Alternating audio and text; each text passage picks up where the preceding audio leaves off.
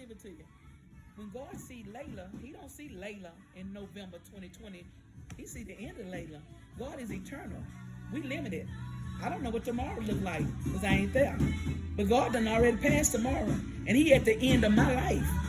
So when I ask him things, contingent on how my life is set up, he know whether it's for me or not. And sometimes he'll tell me no. Not based on where I am, but based on where I'm going. It's where I'm going. So when Angie is sitting up here talking about how she is with you, how I was with her, I didn't know teacher had a great-grandmother that was a preacher on the corner, an evangelist preaching on the corner back there in 1800s. I didn't know that. But what I'm saying is this. I got to learn this about God because you ain't going to never fully understand him, not on this side. We too limited. The only big word I got for God is awesome. I mean, that's just challenging right there. Awesome. It's got to be another word in the vocabulary. I don't know it because he all of that and much more. But what I got to learn about him is this. He can do everything. I don't have to ask him if I'm going into a fire. Lord, please, please, please get me out the fire. The Hebrew boys didn't say, get me out the fire. They say, I know he's able. He's able to deliver me from this fire. And if he don't, I'll still serve him. He's still God. Where people are, they don't believe that he is who he say he is. But you believe your dentist, you believe your doctor, you believe the bank if they send you a statement, you believe them.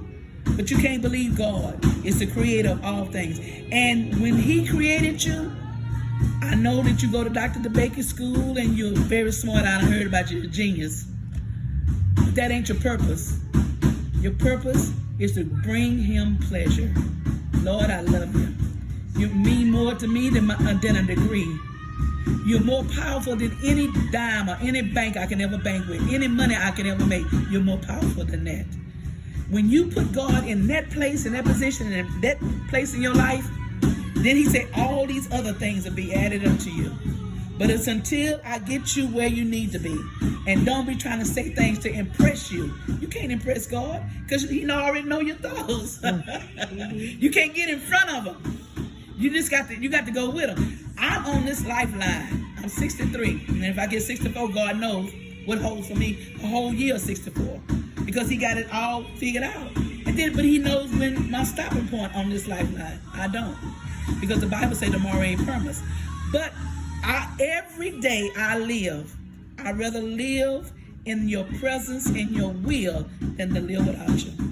Now, you can live a life without God because you ain't never got to say your grace.